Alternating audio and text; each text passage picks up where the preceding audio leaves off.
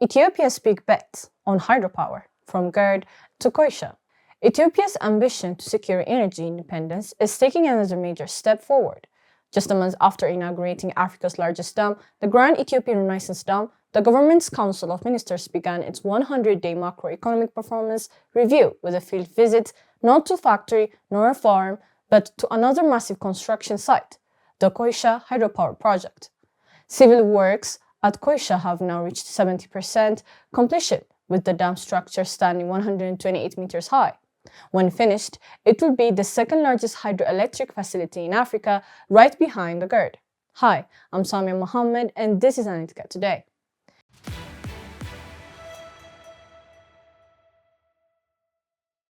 Energy is the foundation of economic transformation.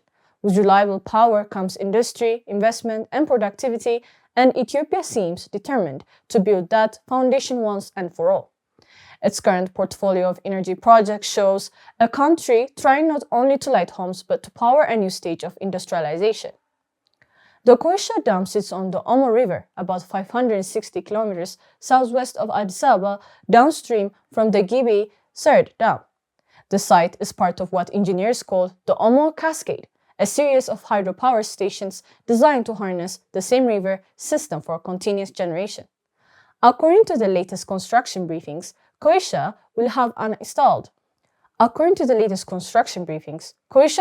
installed capacity of around 2,200 megawatts, producing roughly 6.5 billion kilowatts per hour of electricity per year. That would make it not only Ethiopia's second largest power plant, but also one of the largest in Africa. Its purpose extends beyond energy supply. Together with Gibi's GERD, it will regulate water flows, support irrigation in the Omo Valley, and provide grid stability once the GERD reaches full operation. The Grand Ethiopian Renaissance Dam, inaugurated in September, changed Ethiopia's energy map overnight.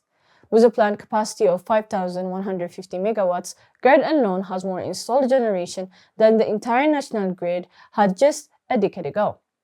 For Ethiopia, it represents sovereignty in practice, the ability to produce, export, and price power on its own terms. The government expects to earn close to $1 billion annually from electricity exports once full transmission lines to Sudan, Kenya, and Djibouti are complete. But dams alone do not guarantee energy access. According to the latest World Bank estimates, only about 44% of Ethiopians have a reliable electricity connection. The challenge has shifted from generation to distribution, how to move all that new power efficiently through a grid that was built for a much smaller economy. Ethiopia's total installed capacity, including GERD, units already online, now approaches 8,000 megawatts, up from fewer than 2,000 in 2010. Yet demand keeps growing. Industrial parks, electrified transport, and new housing add pressure to the grid every year. Planners estimate the country will need to double its electricity output roughly every 7 years to keep pace with demand.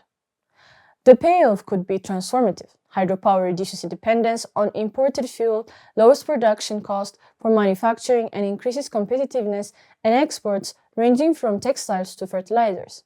For households, it replaces firewood and diesel generators, improving both living standards and the environment. Ethiopia's strategy isn't only about big dams. The government is also investing in geothermal, wind, and solar to reduce seasonal vulnerability. At Tulumoye, a private consortium is drilling wells for a first phase of 50 megawatts, expandable to 150 megawatts. The Adama first and second wind farms, already producing more than 200 megawatts, are being complemented by the Aisha wind project near Dire Dawa. Solar parks in Metahara and Gad are being negotiated with Chinese and Emirati developers. The goal is to diversify while keeping the overall grid renewable, positioning Ethiopia as one of the few large economies powered almost entirely by clean energy. Despite rapid progress, the country still faces structural issues. Transmission infrastructure has not kept pace with new generation, leading to frequent bottlenecks and regional disparities in supply. Financing for grid expansion remains constrained by public debt pressures, and delays in cost recovery tariffs strain utility budgets. Nonetheless, Ethiopia's progress is notable. Few developing countries are investing such a large share of natural resources in electricity generation. For developing countries are investing such a large share of national resources in electricity generation. Hydropower alone is expected to provide nearly 70% of the grid's output once Koysha and GERD are fully operational. Energy has always been the engine of development.